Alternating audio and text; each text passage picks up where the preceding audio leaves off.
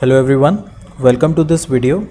We are doing question number 8 from the H.C. Verma book, Concepts of Physics 1, from chapter number 3, Rest and Motion Kinematics. According to the question, figure shows the graph of velocity versus time for a particle going along the x-axis. Find, in the A part, it is asking the acceleration. In the B part, the distance traveled in 0 to 10 seconds, and in the C part we have to find the displacement in 0 to 10 seconds. So let us start. Initially, it is in the A part, it is asking the acceleration. Now acceleration is defined as dv by dt, change in velocity divided by change in time. So it is basically the slope of the graph v versus t, slope of this graph, and as this is a straight line graph, therefore the slope will also be constant. So let us find the slope of this graph.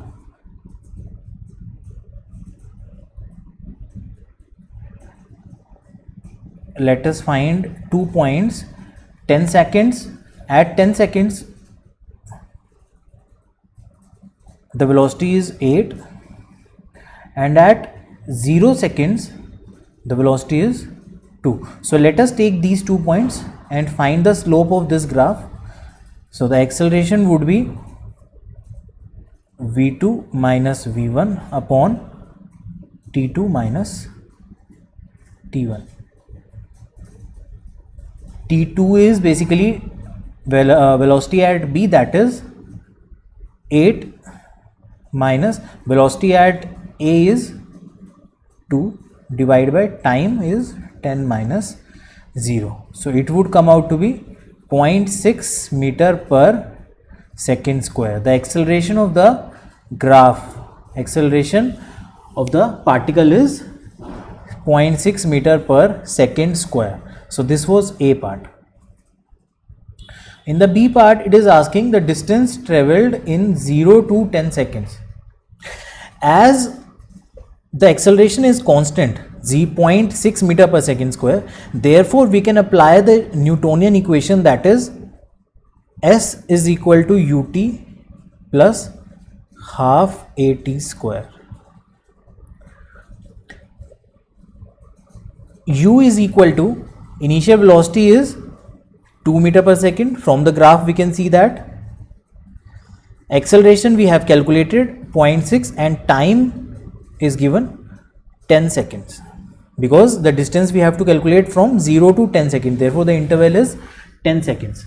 So we will just put the values in the formula, that is 2 into 10 plus half, acceleration is 0.6 and t is 10 square.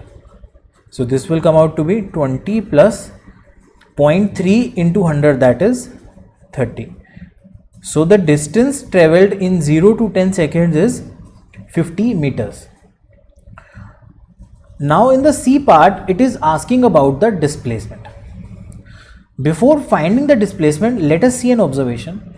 We can see that the velocity in this part, in the graph, is increasing. The velocity is increasing, but it is always positive. The velocity is always positive, therefore the particle is moving in the same direction always.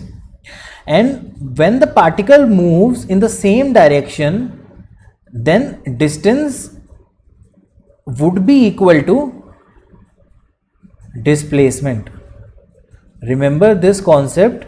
When the particle moves in the same direction, then the distance will always be equal to distance. Displacement would be equal to distance. So therefore in the C part, it is asking the displacement in 0 to 10 seconds. So we can simply say that displacement would be equal to the distance, which is equal to 50 meters, which we have calculated in the previous part B. Thank you.